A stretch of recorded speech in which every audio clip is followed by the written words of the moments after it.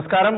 Big ഡിബേറ്റിലേക്ക് എല്ലാ പ്രേക്ഷകർക്കും സ്വാഗതം. ഇന്ന് നമ്മൾ മിഡിൽ ഈസ്റ്റിലെ യുദ്ധം, അതുപോലെ തന്നെ റഷ്യ ഉക്രൈൻ യുദ്ധവുമായി ബന്ധപ്പെട്ടുള്ള വാർത്തകളെല്ലാമാണ് ഇന്ന് നമ്മൾ ചർച്ചയ്ക്കായിട്ട് എടുത്തിരിക്കുന്നത്. കാരണം വളരെ തീവ്രമായിട്ടുള്ള പ്രധാനപ്പെട്ടതായിട്ടുള്ള ചില സംഭവ വികാസങ്ങൾ ഇവിടെ നടന്നിരിക്കുകയാണ്. ഇപ്പോൾ സമാധാനത്തിന് വേണ്ടി ചർച്ചകൾ നടത്തുന്നു എന്ന് പറയുമ്പോഴും ഇറാനും അമേരിക്കയും തമ്മിൽ ഇപ്പോൾ അമേരിക്ക ഇറാനിലേക്ക് ആക്രമണങ്ങൾ നടത്തി. ഈ ചർച്ച വെടിനിർത്തൽ സമയത്ത് തന്നെ ഇറാൻ അമേരിക്കയുടെ സൈനിക കേന്ദ്രത്തിലേക്ക് ആക്രമണം നടത്തുകയുണ്ടായി. ഇതിലെല്ലാം ഏറ്റവും പ്രധാനപ്പെട്ട ഒരു കാര്യമാണ് പോളണ്ടിലേക്ക് റഷ്യയുടെ ഒരു മിസൈല് പതിച്ചു എന്നുള്ളത്. ഒരുപക്ഷെ അത് പല രീതിയിൽ വ്യാഖ്യാനിക്കപ്പെടാനുള്ള സാഹചര്യമുണ്ട്. പല രീതിയിൽ ആ മിസൈൽ ആക്രമണം പല രീതിയിൽ പോകാനുള്ള സാധ്യതയുണ്ട്. ഇപ്പോൾ തന്നെ നാറ്റോയും റഷ്യയും തമ്മിൽ യുദ്ധം നടക്കുന്നു എന്ന് പറയുന്നുണ്ട്.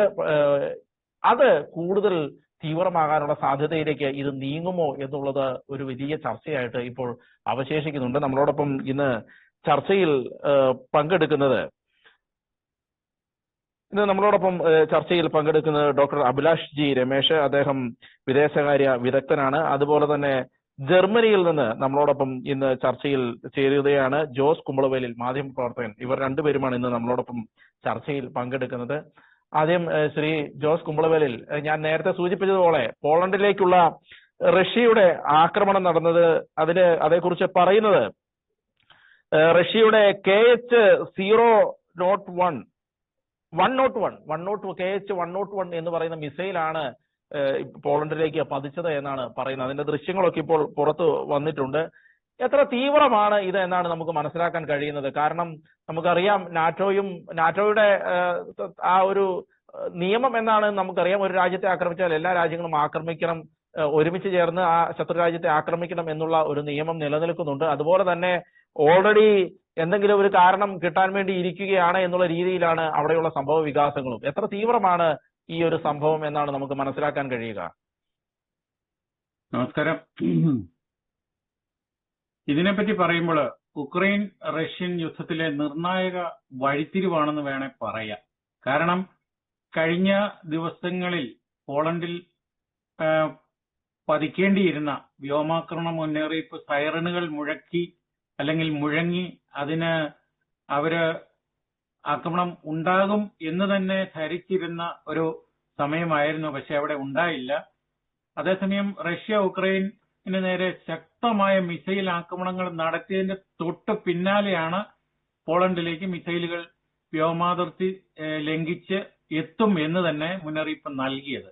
അതും കിഴക്കൻ പോളണ്ടിലെ ലൂബ്ലിൻ മേഖലയിലാണ് മുന്നറിയിപ്പ് ഉണ്ടാകും, അല്ലെങ്കിൽ വ്യോമാക്രമണം ഉണ്ടാകുമെന്ന് മുന്നറിയിപ്പ് നൽകിയത്. ഇതിനകത്ത് പറയേണ്ടുന്ന ഒരു കാര്യം, നാറ്റോ അംഗരാജ്യമാണ് പോളണ്ട്. അതിന്റെ വ്യോമ അതിർത്തി കടന്ന് ഏത് രാജ്യത്തിന്റെ ആയാലും, റഷ്യ ആയാലും അല്ലെങ്കിൽ മറ്റ് രാജ്യത്തിന്റെ ആയാലും, അത് കടന്നു കഴിയുമ്പോൾ അത് അതിർത്തി ലംഘനമാണ് എന്ന് തന്നെയാണ് നാറ്റോയുടെ ആ ഒരു നിയമകാര്യങ്ങൾ നമ്മൾ മനസ്സിലാക്കി കഴിഞ്ഞപ്പോൾ പറയേണ്ടിയിരുന്നത്. അതിന്റെ പശ്ചാത്തലത്തിൽ പോളണ്ട് സൈന്യത്തിന് അടിയന്തര നടപടി കൊടുത്തു. റഷ്യൻ ദൂരപരിധി മിസൈലുകളാണ് ഉക്രൈനിലേക്ക് തൊടുത്തുവിട്ടത്. ചിലപ്പോൾ പോളണ്ടിന്റെ വ്യോമസേനയുടെ ഫൈറ്റർ ജെറ്റുകളും നേരിടാനായിരിക്കാം എന്നുള്ള ഒരു പറയാതെ പറയുന്ന ഒരു കാര്യമുണ്ട്. അതുകൊണ്ട് തന്നെയാണ് റഡാർ അലർട്ട് നൽകിയത്. അപ്പൊ ഇതിന്റെ ഔദ്യോഗിക സ്ഥിരീകരണം ലൂബ്ലിൻ പ്രോവിൻസ് വക്താവ് പറയുകയും ചെയ്തു. അപ്പോൾ ഇതിന്റെ ഭീഷണി എത്രത്തോളം ഉണ്ടെന്നുള്ള കാര്യം നമ്മളൊന്ന് മനസ്സിലാക്കേണ്ടതാണ്. രണ്ടാമത്, ഇപ്പൊ ഈ ഉക്രൈൻ യുദ്ധത്തിൽ ഉക്രൈൻ റഷ്യ യുദ്ധത്തിൽ പോളണ്ട് പങ്കെടുക്കുന്നില്ല എങ്കിലും നാറ്റോയുടെ അംഗരാജ്യം എന്ന നിലയിൽ പോളണ്ടിനെ സംരക്ഷിക്കേണ്ട ഒരു കടമയുണ്ട് നാറ്റോയ്ക്ക്. അതിന്റെ ആർട്ടിക്കിൾ 5 ആണെന്ന് തോന്നുന്നു. അതിന്റെ പ്രകാരം ഒരുമിച്ചുള്ള ഒരു മുന്നേറ്റം തിരിച്ചടിക്കേണ്ട അവസ്ഥയാണെങ്കിൽ അതിന് നൽകണം എന്ന് തന്നെയാണ് നാറ്റോയുടെ ഇതിൽ പറയുന്നത്. അപ്പൊ ഇതൊന്നും തന്നെ ഉണ്ടായില്ല എങ്കിലും ഇപ്പോഴത്തെ ഈ ഒരു സാഹചര്യത്തിൽ യൂറോപ്പിലേക്ക് മുഴുവൻ ഈ റഷ്യൻ ആക്രമണം ഉണ്ടാക്കിയെടുത്ത് യൂറോപ്പിനെ ആകമാനം വിഴുങ്ങലാണോ എന്നുള്ള ഒരു ലക്ഷ്യം ഇല്ലാതെ അല്ലെങ്കിൽ അതിന്റെ പിന്നിലുണ്ടോ എന്നുള്ള കാര്യം ഇപ്പോൾ സംശയാസ്പദമായി ഉയർന്നിരിക്കുകയാണ്. ഇതിന്റെ പശ്ചാത്തലത്തിലാകും ജർമ്മനിയും ഫ്രാൻസും തമ്മിൽ കഴിഞ്ഞ ദിവസം ഫ്രാൻസിന്റെ പ്രസിഡന്റ് മാക്രോ ബെർലിനിൽ വന്ന് സംസാരിച്ചിരുന്നു. അപ്പൊ ഇവരൊക്കെ തന്നെ പെട്ടെന്നൊരു കൂടിക്കാഴ്ച ഉണ്ടാക്കുന്നു എങ്കിൽ ഇതിന്റെ പിന്നിൽ അജണ്ടകളുണ്ട്, അതെങ്ങനെ നേരിടണം എന്നുള്ള ഒരു കാര്യമാണ്. വ്ളാഡിമിർ പുടിൻ എന്ന് പറഞ്ഞ സ്വേച്ഛാധിപതിയുടെ മനസ്സിലിരിപ്പ് ലോകത്തിൽ ഒരു മനുഷ്യർക്കും ഇതുവരെ ഒന്ന് തിരിച്ചറിയാൻ കഴിഞ്ഞിട്ടില്ല എന്നുള്ളതാണ് മറ്റൊരു വസ്തുത. എന്തായാലും ഉക്രൈൻ മേൽ ഇപ്പോൾ പതിക്കുന്ന ശക്തമായ ആക്രമണങ്ങൾ ഏറെക്കുറെ രാജ്യം തീർത്ത് കളയും എന്നുള്ള സാഹചര്യത്തിലേക്കാണ് നീങ്ങുന്നത്. ഇനി അതിന്റെ അടുത്ത ഒരു ഘട്ടം പറയുകയാണെങ്കിൽ മോൾഡോവ റഷ്യൻ അനുകൂല മേഖലയാണ്. അതിൽ ഉള്ളതാണ് ട്രാൻസിനിയ എന്ന പറഞ്ഞ സ്ഥലം. അപ്പൊ ഇത് ആ സ്ഥലത്ത് വലിയ ഭീഷണിയാണ് ഇപ്പോൾ നേടുന്നത്. അതുപോലെ തന്നെ ബാൾട്ടിക് രാജ്യങ്ങൾ എസ്റ്റോണിയായി, ലവത്വിയായി, ലിത്വാനിയായി, ഈ ചെറിയ രാജ്യങ്ങളെല്ലാം തന്നെ റഷ്യ കീഴ്പ്പെടുത്തും എന്നുള്ള ഒരു ഘട്ടത്തിലേക്ക് കൊണ്ടുവരാനുള്ള നീക്കമായിട്ട് വേണേ ഇതിനെ കരുതാം. അതോടൊപ്പം സൈബർ ആക്രമണങ്ങളിലൂടെ, ഹൈബ്രിഡ് യുദ്ധമുറകളിലൂടെ റഷ്യ നടത്തുന്ന ഏറ്റവും വലിയ മുന്നേറ്റങ്ങളാണ് ഏറ്റവും ഒടുവിൽ ഉണ്ടായിരിക്കുന്നത് എന്ന് തന്നെ പറയേണ്ടിയിരിക്കുന്നു.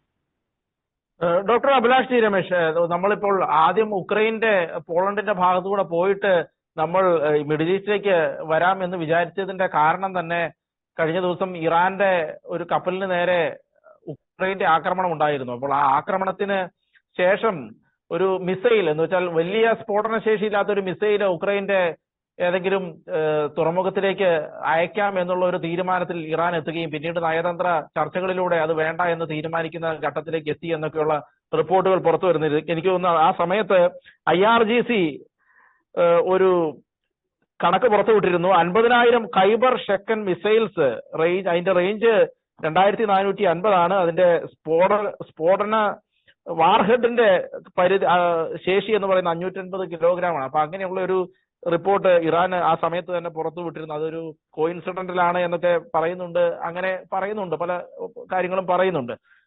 പക്ഷേ അതിനുശേഷം മറ്റൊരു വാർത്ത വന്നത് ഇസ്രായേല് ഉക്രൈനെ കൂടി ഈ യുദ്ധത്തിലേക്ക് വലിച്ചിടുകയും അതിന്റെ കൂടെ യൂറോപ്പിനെ കൂടി ഇങ്ങോട്ട് വലിച്ചിടാൻ, ഇറാൻ യുദ്ധത്തിലേക്ക് വലിച്ചിടാൻ ഒരു താല്പര്യം കാണിക്കുന്നു എന്നുള്ള റിപ്പോർട്ടുകൾ പുറത്തു വന്നിരുന്നു. പക്ഷേ അപ്പോഴും അമേരിക്കയിൽ വെച്ച് നെതന്യാഹു സെലൻസ്കിയെ കാണാൻ സമ്മതിച്ചില്ല എന്നുള്ള റിപ്പോർട്ടുകളുമുണ്ട്. പക്ഷേ അപ്പോഴും ഇങ്ങനെ ഒരു ലിങ്ക്, ഉക്രൈൻ വഴി ഇറാനിലേക്കുള്ള ഒരു യുദ്ധത്തിന്റെ ഒരു ലിങ്ക്, അതുകൂടി ഈ ഒരു ഭീഷണിയായിട്ട് ഉയർന്നു വരുന്നുണ്ടോ? അങ്ങനെ ഒരു യുദ്ധത്തിനുള്ള സാധ്യത നിലനിൽക്കുന്നുണ്ടോ? അങ്ങനെ വന്നാൽ യൂറോപ്പ് കൂടി ഈ യുദ്ധത്തിലേക്ക് വീഴുകയും വലിയൊരു യുദ്ധത്തിലേക്ക് പോകാനുള്ള സാധ്യത ഇവിടെ നിലനിൽക്കുന്നുണ്ടോ? ഇവിടെ നമ്മൾ നോക്കേണ്ട ഒരു പ്രധാനപ്പെട്ട കാര്യം, രണ്ട് യുദ്ധങ്ങൾ രണ്ട് സ്റ്റേജസ് അല്ലെങ്കിൽ രണ്ട് തിയേറ്റേഴ്സിലായി നടന്നുകൊണ്ടിരിക്കുകയാണ്. അപ്പോൾ ഈ രണ്ടിനും ഒരു കൺവേർജൻസ് പോയിന്റ് അല്ലെങ്കിൽ ഒരു സംഗമസ്ഥാനം ഉണ്ടാവുക, ഇത് തമ്മിൽ മിക്സ് ആവുക അല്ലെങ്കിൽ ഒരു ബ്ലെൻഡ് ആവുക എന്ന് പറയുന്ന സാധ്യത സ്ട്രാറ്റജിക്കലി ഇമ്പോസിബിൾ ആണ്. അതിന് കാരണം എന്ന് പറഞ്ഞാൽ ഏതെങ്കിലും ഒരു ഭാഗത്തുള്ള ഒരു യുദ്ധത്തിനെ ലോജിസ്റ്റിക് കൺട്രോൾ അല്ലെങ്കിൽ സപ്പോർട്ട് മെക്കാനിസംസ് വഴി ഏത് രാജ്യത്തിനായാലും പിന്തുണയ്ക്കാൻ സാധിക്കുകയുള്ളൂ. പക്ഷേ ഇവിടെ ഇപ്പോൾ ഇറാനുമായിട്ടുള്ള യുദ്ധത്തിലേക്ക് ഇൻഡയറക്റ്റ് ആയിട്ട് ഇടപെട്ട് നിൽക്കുന്ന ഒരാളാണ് ചൈന, ഒരു രാജ്യമാണ് ചൈന. അപ്പോൾ ഈ ചൈന എന്ന് പറയുന്ന രാജ്യത്തെ പറ്റിയിട്ട് പലപ്പോഴും നമ്മൾ സംസാരിക്കാറില്ല. അപ്പം ചൈന ഇന്റലിജൻസ് സപ്പോർട്ട് കൊടുക്കുന്നതായിട്ട് പറയുന്നുണ്ട്, അല്ലെങ്കിൽ ഹൈ റെസൊല്യൂഷൻ സാറ്റലൈറ്റ് ഇമേജസ് കൊടുക്കുന്നതായിട്ട് പറയുന്നുണ്ട്, കൺട്രോൾ സിസ്റ്റംസ് കൊടുക്കുന്നതായിട്ട് പറയപ്പെടുന്നുണ്ട്. അപ്പൊ ഇങ്ങനെയൊക്കെ ബാക്ക് ഹാൻഡിൽ നിന്നിട്ട് US-നെതിരെ, അമേരിക്കക്കെതിരെ ഒരു പ്രോക്സി വാർ നയിക്കുന്ന രീതിയിൽ ചൈന ഇപ്പോൾ ബാക്ക്ഗ്രൗണ്ടിൽ നിൽക്കുന്നുണ്ട്. അപ്പോ നമ്മൾ പറഞ്ഞു വന്ന പോയിന്റ് എന്താണെന്ന് വെച്ച് കഴിഞ്ഞാൽ, ഇപ്പം യൂറോപ്യൻ വാർ അല്ലെങ്കിൽ യുക്രൈൻ റഷ്യ സ്റ്റാൻഡ് ഓഫ് കഴിഞ്ഞ കുറെ നാളുകളായിട്ട്, വർഷങ്ങളായിട്ട് നടന്നുകൊണ്ടിരിക്കുന്നു. ഇവിടെയും നോക്കുക, ഇപ്പം ഇറാഖും US-ഉം തമ്മിലുള്ള സ്റ്റാൻഡ് ഓഫിലും ഏകദേശം സമാനമായിട്ടുള്ള സ്വഭാവമുള്ളത്. രണ്ടിലും നടക്കുന്ന പ്രൊലോങ്ഡ് ആയിട്ടുള്ള യുദ്ധങ്ങൾ നടക്കുന്നു, സ്കാറ്റേർഡ് ആയിട്ടുള്ള റിസൾട്ട്സ് ഉണ്ടാവുന്നു. ഈ രണ്ട് കാര്യങ്ങളും നടക്കുന്ന ചർച്ചകളൊന്നും തന്നെ മുന്നോട്ട് പോകുന്നുമില്ല. അതായത് സ്റ്റോക്ക് പൈലിംഗ് ഡിപ്ലീഷൻ മാത്രമാണ് നടക്കുന്നത്, അല്ലാതെ ഒരു കോൺഫ്ലിക്ട് റെസൊല്യൂഷനിലേക്ക് കാര്യങ്ങൾ എത്തുന്നില്ല. പിന്നെ എനിക്ക് തോന്നുന്നത് യൂറോപ്പ് ഈ ഒരു യുദ്ധത്തിനകത്തേക്ക് വരാനായിരുന്നെങ്കിൽ അവർ അതിന് മുമ്പേ വരണമായിരുന്നു. പക്ഷേ അമേരിക്ക ആവശ്യപ്പെട്ടപ്പോഴും നാറ്റോ സഖ്യകക്ഷികളായിട്ടുള്ള രാജ്യങ്ങൾ ഉൾപ്പെടെയുള്ളവർ ഒരു തരത്തിലും ഈ പറഞ്ഞ യുദ്ധത്തിന് പിന്തുണ കൊടുത്തിട്ടില്ല എന്നുള്ളത് വളരെ നിരാശാജനകമായിട്ടുള്ള കാര്യമാണ്. കാരണം ഈ യുദ്ധം എന്ന് പറയുന്നത്, ഇറാനുമായിട്ടുള്ള യുദ്ധം കേവലം ഒരു ജിയോഗ്രാഫിക്കൽ ഒരു കണ്ടിൻജന്റിൽ മാത്രം നിൽക്കുന്നതല്ല. പകരം IRGC എന്ന് പറയുന്ന GCC രാഷ്ട്രങ്ങളുടെ ഏറ്റവും വലിയ ഭീഷണിയായിട്ടുള്ള ഒരു തെമ്മാടി ന്യൂക്ലിയർ രാഷ്ട്രം നമ്മൾ വിളിക്കുമല്ലോ, റോഗ് ന്യൂക്ലിയർ നേഷൻ ആയിട്ടുള്ള ഒരു സംവിധാനമാണ്. ആ സംവിധാനത്തെ പരിപൂർണമായിട്ട് തകർക്കുക, അല്ലാത്ത പക്ഷം അതിന്റെ കേപ്പബിലിറ്റീസ് ഡിസ്മാൻഡിൽ ചെയ്യുക എന്ന് പറയുന്നത് ലോക സമാധാനത്തിനും ഗ്ലോബൽ കൊമേഴ്സിനും അത്യന്താപേക്ഷിതമാണ്. അപ്പോൾ ആ ഒരു കാര്യത്തിലേക്ക് ഇപ്പോൾ ഈ പാർട്ട്നേഴ്സിന് വരാൻ സാധിക്കുന്നില്ല എന്ന് പറയുകയാണെന്നുണ്ടെങ്കിൽ അത് അമേരിക്കയുടെ മാത്രം യുദ്ധമായി ചുരുങ്ങുകയാണ്.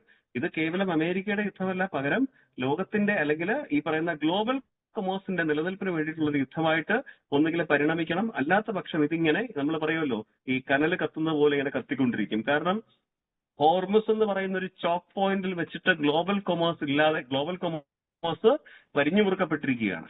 ആ ഒരു സാഹചര്യമാണ് നമ്മൾ വിലയിരുത്തേണ്ടത്. അതോടൊപ്പം തന്നെ ഇറാൻ ഈ യുദ്ധത്തിൽ നിന്ന് ഏതെങ്കിലും ഒരു തരത്തിൽ ഇനിയും ഇത് പ്രൊലോങ് ചെയ്ത് പോവുകയാണെന്നുണ്ടെങ്കിൽ ഹൂത്തികളും അതുപോലെ തന്നെ മറ്റുള്ള ചില പ്രോക്സി ഏജന്റുകളും ഒക്കെ തന്നെ ആക്ടിവേറ്റഡ് ആവും. അതോടുകൂടി GCC രാഷ്ട്രങ്ങളുടെ സെക്യൂരിറ്റിയും കൂടുതൽ റിസ്കിലേക്ക് പോകും. ഇപ്പോൾ നമ്മൾ അവിടെ ഒരു കാര്യം കൂടി പറയേണ്ടത്, കുവൈറ്റിന് നേരെ നടന്ന ആക്രമണം, ഒരു ചൈനീസ് കമ്പനിക്ക് നേരെ ഉണ്ടായ ആക്രമണമാണിത്. അത് മിസൈൽ, ഈ പറഞ്ഞ പോലെ ബാലിസ്റ്റിക് മിസൈലിന്റെയൊക്കെ വലിയൊരു സംഭരണ ശേഷി ഇറാൻ ഉണ്ടായിരുന്നുവെങ്കിൽ അവരിത് പറയില്ല. ഇറാന്റെ ഒരു സ്വഭാവം അനുസരിച്ച് അവർ എന്തെങ്കിലുമൊക്കെ തുറന്നു പറയുന്നുണ്ട് എന്നുണ്ടെങ്കിൽ അവരുടെ കയ്യിൽ ആ പറയുന്ന പർട്ടിക്കുലർ പോയിന്റിലെ റിസോഴ്സ് ഇല്ലാത്തത് കൊണ്ടാണ്. കാരണം സോഷ്യൽ മീഡിയ നെറേറ്റീവിനകത്താണ് ഇത് നിലനിൽക്കുന്നത് തന്നെ. സോ അപ്പൊ ഇതാണ് എന്റെ ഒരു basic assessment for the beginning of the discussion. Shri Jose Kumbalavelil, ഇപ്പോൾ അഭിലാഷ് ജി രമേശ് അദ്ദേഹം പറഞ്ഞ് നിർത്തിയതിന്റെ ഒരു ഭാഗത്തു നിന്ന് ഞാൻ തുടങ്ങുകയാണ്. ഇപ്പോൾ ചൈനയുടെ ഭാഗത്തു നിന്ന് ഏകദേശം 60 മുതൽ 70 മില്യന്റെ ഒരു മിലിറ്ററി അസറ്റ്സ് ഇപ്പോൾ ഇറാനിലേക്ക് കൊണ്ടുപോകുന്നതുമായി ബന്ധപ്പെട്ടുള്ള വാർത്തകൾ പറഞ്ഞിരുന്നു. Between 300 and 400 main portable air defence systems അടക്കം അങ്ങനെയാണ് ഇതിന്റെ ഉള്ളിൽ പറഞ്ഞിരുന്നത്. അത്രയും ഏകദേശം 60 മുതൽ 70 മില്യന്റെ വരെ ഡോളറിന്റെ വർത്തുള്ള മിലിറ്ററി അസറ്റുകൾ ഇറാനിലേക്ക് എത്തുന്നു എന്നുള്ളൂ. ഇപ്പോൾ നമ്മൾ ചർച്ച ചെയ്തുകൊണ്ടിരുന്ന ഈ ചർച്ച തുടങ്ങിയതിന്റെ അല്പം മുൻപ് ചൈന അത് നിഷേധിച്ചിട്ടുമുണ്ട്. ഞങ്ങൾ അങ്ങനെ ഇല്ല എന്ന് പറഞ്ഞിട്ട്, അങ്ങനെയൊരു ഡീൽ ഇല്ല എന്ന് പറഞ്ഞ് നിഷേധിച്ചിട്ടുമുണ്ട്. പക്ഷെ അപ്പോൾ പോലും ഈ ഇറാൻ ആരോപിച്ച ഒരു കാര്യമുണ്ട്, ഉക്രൈൻ ആരോപിച്ച ഒരു കാര്യമുണ്ട്. ഇറാന്റെ കപ്പലിനെ ഉക്രൈൻ ആക്രമിച്ചപ്പോൾ ഉക്രൈൻ പറഞ്ഞത് ഇത് റഷ്യയും ഇറാനും തമ്മിൽ ആയുധങ്ങൾ കൈമാറാനുള്ള ഷിപ്പുകളാണ്, അതിനെയാണ് ഞങ്ങൾ ആക്രമിച്ചത് എന്നുള്ളത്. തീർച്ചയായിട്ടും ആയുധങ്ങൾ കൈമാറുന്നുണ്ട് എന്നുള്ളത് രഹസ്യമല്ലല്ലോ, പരസ്യമായ കാര്യം തന്നെയാണല്ലോ. അപ്പോൾ തീർച്ചയായിട്ടും ഈ യുദ്ധം ഇങ്ങനെ ഒരു കണക്ഷനിലേക്ക് ഓൾറെഡി ഉണ്ട്, അതിനെ പിന്നെ വീണ്ടും ഊട്ടിയുറപ്പിക്കുന്ന തരത്തിലേക്ക് എത്തുന്നുണ്ട് എന്ന് മനസ്സിലാക്കാമോ? അങ്ങനെയെങ്കിൽ തീർച്ചയായിട്ടും ഉക്രൈൻ റഷ്യ യുദ്ധവും ഈ ഇറാന്റെ യുദ്ധവും എല്ലാം യൂറോപ്പിനും അമേരിക്കയ്ക്കും ഒരുപോലെയാണ് എന്ന് ഒരു ഘട്ടത്തിലേക്ക് വരുമോ? തീർച്ചയായും അത് കൂട്ടിയോജിപ്പിക്കേണ്ട ഒരു കാര്യമാണ്. പ്രത്യേകിച്ച് റഷ്യ ഏതെങ്കിലും കാലത്ത് ഏതെങ്കിലും സമയത്ത് സത്യം പറഞ്ഞിട്ടുണ്ടോ? അതുപോലെ തന്നെ ചൈന ലോകസമക്ഷം എന്തെങ്കിലും കാര്യത്തില് ഒരു വെളിപ്പെടുത്തല് അല്ലെങ്കിൽ ഒരു സത്യം അവരുടെ ഭാഗത്തു നിന്ന് പറഞ്ഞിട്ടുണ്ടോ? ഇല്ല. അപ്പൊ ഈ രണ്ട് രാജ്യങ്ങളും കൂടെ കൂടി ചേരുമ്പോൾ ഉണ്ടാകുന്ന ഒരു വലിയ അസത്യം, അത് ഇപ്പം ഇറാനിലേക്ക് കൊണ്ടുപോകുന്നു, അല്ലെ ഇറാന്റെ താല്പര്യത്തിന് അവരുടെ സുരക്ഷയ്ക്കായിട്ട് ചൈന നിൽക്കുന്നു. ഇതുപോലെ തന്നെയാണ് റഷ്യയുടെ ഭാഗത്തും ചൈന നിൽക്കുന്നത്. ഇപ്പം യൂറോപ്പിലെ കഥ എടുക്കുമ്പോൾ ഉക്രൈനിലേക്ക് ഈ വിടുന്ന അല്ലെങ്കിൽ ഈ പറഞ്ഞ ഡ്രോണുകളൊക്കെ തന്നെ ചൈനയുടേതായിരിക്കാം. കാരണം ഏറ്റവും പുതിയ സാധനങ്ങൾ അവരെ കൊണ്ടേ സാധിക്കുകയുള്ളൂ പുറത്തെടുക്കാൻ അല്ലെങ്കിൽ നിർമ്മിച്ചെടുക്കാൻ. റഷ്യക്ക് ഇപ്പോൾ അതിനുള്ള ഒരു ശേഷി ഉണ്ടെന്ന് ഞാൻ വിചാരിക്കുന്നില്ല. കാരണം അവരുടെ ശേഷി എല്ലാം തന്നെ പഴയ അല്ലെങ്കിൽ ആദ്യകാലത്ത് ഉണ്ടാക്കി വെച്ചിരുന്ന അത്തരം കാര്യങ്ങളാണ്. പുതിയ ഏറ്റവും ലേറ്റസ്റ്റ് ആയിട്ടുള്ള കാര്യങ്ങൾ പറയുമ്പോൾ ചൈനയിൽ നിന്ന് കിട്ടുന്നതാകാം ഇവർക്കൊക്കെ ലഭിക്കുന്ന ഈ വലിയ സൈബർ അല്ലെങ്കിൽ ഡ്രോണുകൾ അല്ലെങ്കിൽ അതുപോലത്തെ വിമാനങ്ങൾ ഒഴിച്ച് ബാക്കിയുള്ള കാര്യങ്ങൾ. ഇപ്പം ഒരു ചെറിയ ഉദാഹരണം ഞാൻ പറയുന്നു. ജർമ്മനിയെ ലക്ഷ്യമാക്കി ഈ കഴിഞ്ഞ 2 മാസത്തിനിടെ നെറ്റ്വർക്ക് ഇന്റർനെറ്റിൽ ഉണ്ടാക്കിയ സംഭവങ്ങൾ അല്ലെങ്കിൽ ഇവിടെ നിശ്ചലമാക്കിയ സംഭവങ്ങൾ കൂട്ടി യോജിപ്പിച്ചു കഴിഞ്ഞാൽ ഇത് റഷ്യയുടേതാണെന്ന് അവർ തന്നെ ഒടുവിൽ പറഞ്ഞു. പക്ഷെ അത് ഒറിജിനൽ റഷ്യയാണെന്ന് നമുക്ക് അല്ലെങ്കിൽ നമുക്കത് സ്ഥിരീകരിക്കാൻ, അല്ലെങ്കിൽ ജർമ്മനിക്ക് അത് സ്ഥിരീകരിക്കാൻ പറ്റിയിട്ടില്ല. എങ്കിലും അവർ പറഞ്ഞു ഞങ്ങളുടെ ഭാഗത്തുനിന്ന് ഉണ്ടായതാണെന്ന്. ഇവിടുത്തെ ടെലികോമിന്റെ നെറ്റ് കംപ്ലീറ്റ് പൂർണ്ണമായും 24 മണിക്കൂറിൽ അതിൽ കൂടുതൽ ഭാഗികമായിട്ട് പോലും നിശ്ചലമായ ഒരു അവസ്ഥയുണ്ടായി. അപ്പൊ ഇതെല്ലാം തന്നെ ഏറ്റവും പുതിയ ടെക്നോളജി, അത് ഉപയോഗിക്കാൻ ചൈനക്കാരെ കവിഞ്ഞ് വേറെ ആരും ഇല്ലെന്ന് തന്നെ പറയേണ്ടിയിരിക്കുന്നു. അപ്പൊ ഈ യുദ്ധത്തിന്റെ അടിസ്ഥാനം പറയുമ്പോൾ ഒരു വശത്ത് അമേരിക്ക നിൽക്കുന്നു വൻ ശക്തിയായിട്ട്. അമേരിക്കയ്ക്ക് യൂറോപ്പിലെ രാജ്യം എന്ന നിലയിൽ ഉക്രൈന് സഹായങ്ങൾ നൽകിക്കൊണ്ടേയിരുന്നെങ്കിലും ഇപ്പോൾ ശരിയായ അല്ലെങ്കിൽ മതിയായ ലക്ഷ്യത്തിലെത്താനുള്ള ഒരു സഹായങ്ങൾ ലഭിക്കുന്നില്ല.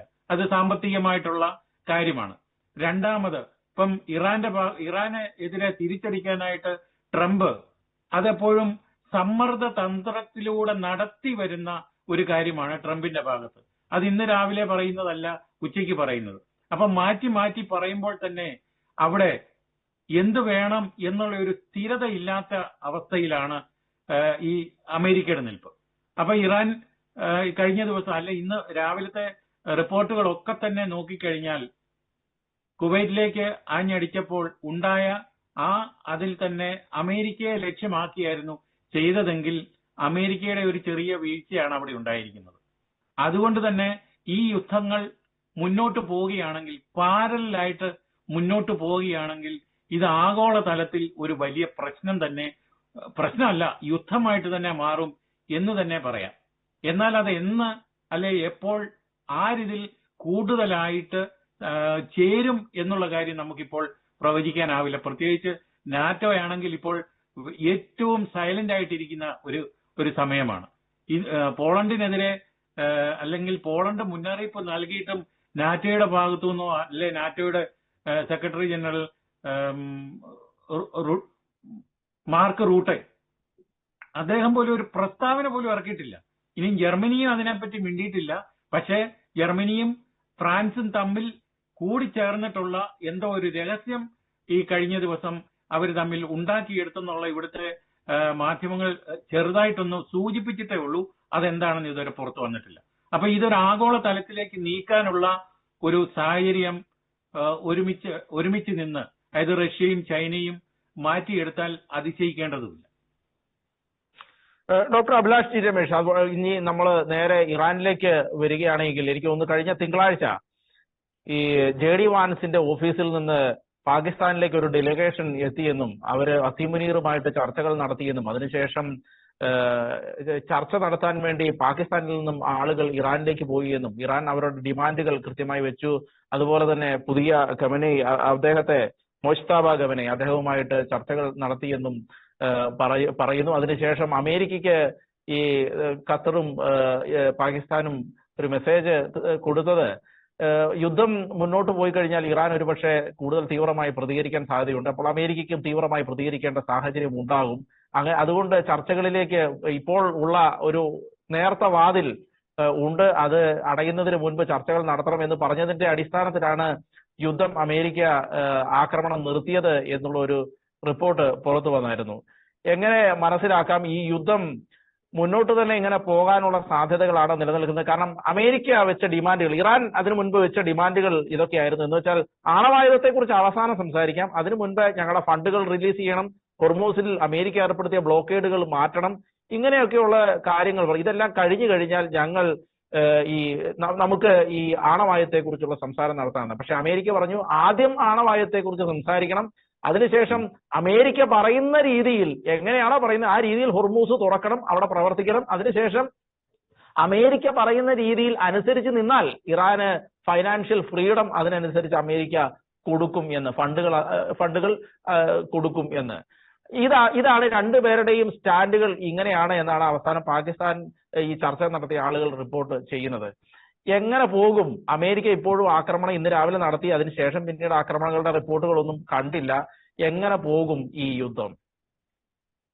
ഇവിടെ ആദ്യം പറയേണ്ട കാര്യം, ഈ പാകിസ്ഥാൻ എന്ന് പറയുന്ന ഈ ഒരു രാജ്യത്തിന് ഇത്തരം കാര്യങ്ങളിലൊന്നും യാതൊരു തരത്തിലുള്ള റോളുമില്ല.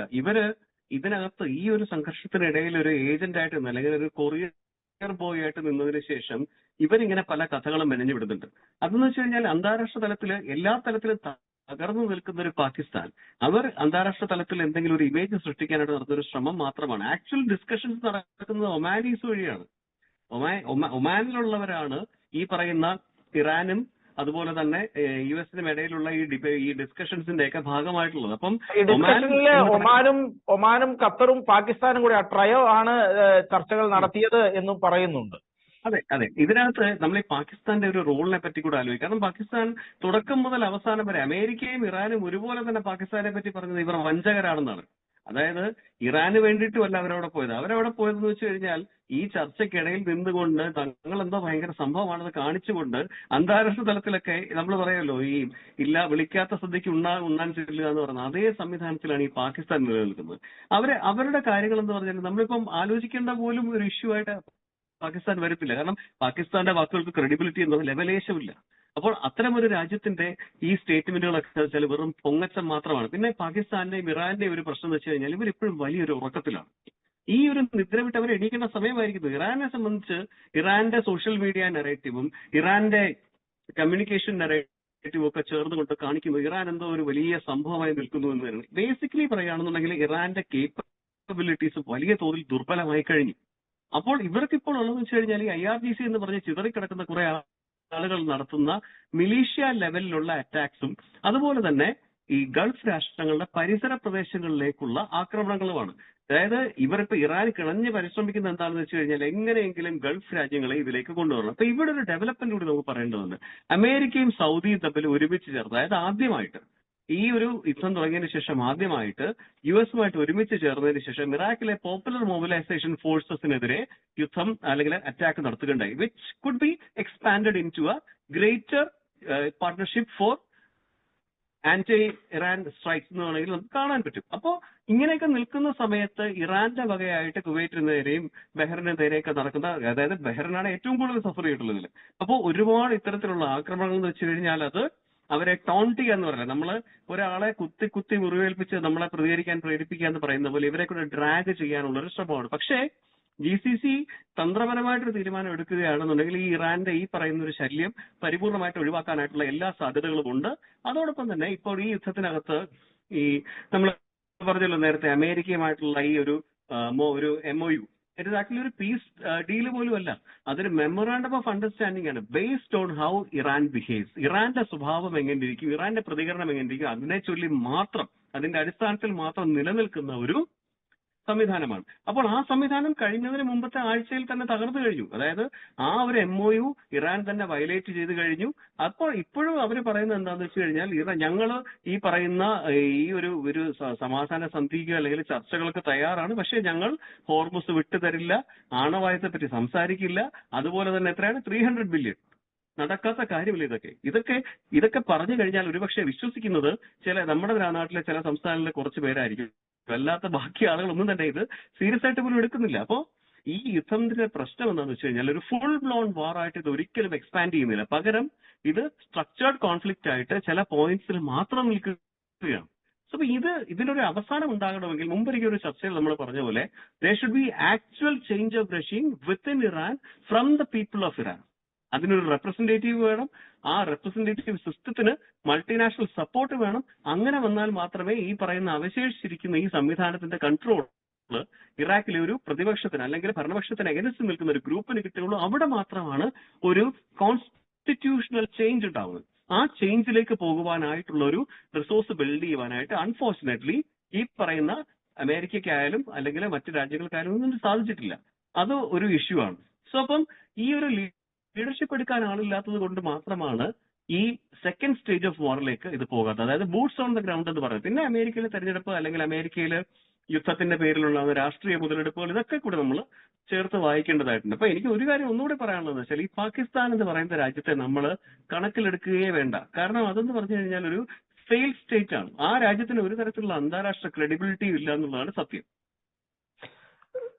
ശ്രീ ജോസ് കുമ്പളവേലിൽ, ഇനി നമുക്ക് എനിക്ക് തോന്നുന്നു ഈ സൗദിയും ഇറാഖിലേക്ക് നടത്തിയ ആക്രമണത്തെ നമുക്ക് ഈ ഒരു ചോദ്യത്തിന് ശേഷം അഡ്രസ് ചെയ്യാമെന്ന് തോന്നുന്നു. കാരണം ഇതിന് ശേഷം പ്രധാനപ്പെട്ട ഒരു ഡെവലപ്മെന്റ് വന്നത് ഈജിപ്തിന്റെ ഒരു പോർട്ടിലേക്ക് ഒരു ആക്രമണം നടന്നു എന്നുള്ളതാണ്. എനിക്ക് തോന്നുന്നു ഈജിപ്തിലെ ഡെമേറ്റ പോർട്ടിലേക്ക്, എന്നുവെച്ചാൽ അത്ര സിഗ്നിഫിക്കന്റ് ആയിട്ടുള്ള ഒരു പോർട്ട് അല്ല അത് എന്നാണ് പറയുന്നത്. പക്ഷേ ഒരു അമേരിക്കയുടെ ഒരു അസറ്റിന് നേരെയാണ് ആക്രമണം അവിടെ നടന്നത്. അപ്പോൾ ഇതിനെക്കുറിച്ച് ചിലര് വിലയിരുത്തിയത് ഇങ്ങനെയാണ്. എന്ന് വെച്ചാൽ ആദ്യം ഇറാഖിലെ പോപ്പുലർ മൊബിലൈസേഷൻ ഫോഴ്സ്, ഇറാന്റെ അനുകൂല ഫോഴ്സ് ആയിരിക്കാം ആക്രമണം നടത്തിയത്, ഡ്രോൺ ആക്രമണമാണ് നടത്തിയത് എന്നാണ് വിചാരിച്ചിരുന്നത്. പക്ഷെ അപ്പോൾ വിലയിരുത്തി നോക്കിയപ്പോൾ ജോർദാൻ കടന്ന് ഇസ്രായേൽ കടന്ന് സീനായി ആ പ്രദേശമെല്ലാം കടന്ന് അവിടെ വരെ എത്തുക എന്ന് പറയുന്നത് ദുഷ്കരമാണ് എന്നാണ് വിലയിരുത്തിയത്. കാരണം സീനായി പെനിൻസുല അവിടെ കൃത്യമായിട്ട് റഡാറുകളുണ്ട്, അതുപോലെ തന്നെ ഇന്റർസെപ്റ്ററുകളെല്ലാം ഒരുപാട് സ്ഥാപിച്ചിരിക്കുന്ന സാഹചര്യമുണ്ട്.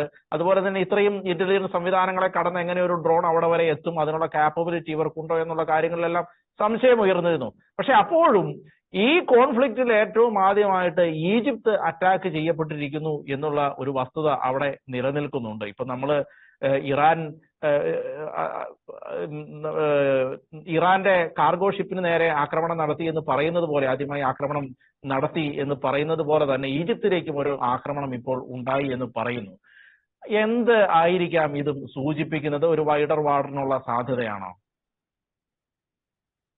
അത് ഒരു വൈഡർ വാർ എന്ന് അവിടെ നമുക്ക് പറയാൻ പറ്റില്ല. കാരണം ഈജിപ്ത് എപ്പോഴും ഒരു സമാധാനത്തിന്റെ പാതയിൽ നിൽക്കുന്ന ഒരു രാജ്യമാണ്. അതിപ്പം യൂറോപ്പിനെ സംബന്ധിച്ച്, ജർമ്മനിയെ സംബന്ധിച്ച് ഈജിപ്ത് എന്ന് പറയുന്നത് എപ്പോഴും ഒരു വലം ഭാഗത്ത് നിൽക്കുന്ന ഒരു രാജ്യമാണ്. അതുപോലെ തന്നെ ഇപ്പോൾ ഗൾഫ് രാജ്യങ്ങളെ സൗദി പോലുള്ള രാജ്യങ്ങളെ എടുത്താൽ പോലും ഖത്തർ എപ്പോഴും നമ്മുടെ സിറിയ അല്ലെങ്കിൽ ഹമാസിന് എപ്പോഴും കുട പിടിക്കുന്ന ആൾക്കാരാണ്. അപ്പം സൗദിയാണ് നമുക്ക് ഇതിന്റെ നേരായ ഒരു രാജ്യം എന്ന് പറയാൻ. അതുപോലെ തന്നെ കുവൈറ്റും ഉണ്ട്. അപ്പൊ ഈ ഈജിപ്തിനെ സംബന്ധിച്ചിടത്തോളം ഇത്തരമൊരു ചെറിയതായിട്ടുള്ള ഒരാക്രമണമാണ് ഉണ്ടായതെങ്കിൽ പോലും അവരത് അന്താരാഷ്ട്ര തലത്തിൽ കൊണ്ടുവന്ന് അതിനെ വലുതാക്കാനോ അല്ലെങ്കിൽ അത്തരം കാര്യങ്ങളിൽ ഞങ്ങൾക്ക് താല്പര്യമുണ്ടെന്ന് അറിയിക്കാനോ അവര് ഒരിക്കലും മുതിരാത്ത ഒരു രാജ്യമാണ്. കാരണം അവർക്ക് അവരുടേതായിട്ടുള്ള സെറ്റപ്പ് ഉണ്ട്.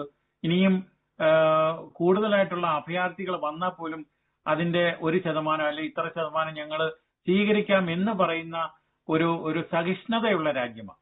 അപ്പോൾ ഇവരെ കൂടെ കൂട്ടി അല്ലെങ്കിൽ ഈജിപ്തിനെ കൂടെ കൂട്ടി അതൊരു വലിയ തരത്തിലുള്ള പ്രശ്നമാക്കി ഉണ്ടാക്കാനും, അതുപോലെ തന്നെ ഇവരെ ഷാഡോ രാജ്യമായിട്ട് നിർത്തി, അതായത് ഈജിപ്തിനെ ഷാഡോ രാജ്യമായിട്ട് നിർത്തി ഒരു വലിയ യുദ്ധത്തിലേക്ക് കൊണ്ടുവരാനും അവര് നിൽക്കത്തില്ല, അവര് നിന്നു കൊടുക്കത്തില്ല.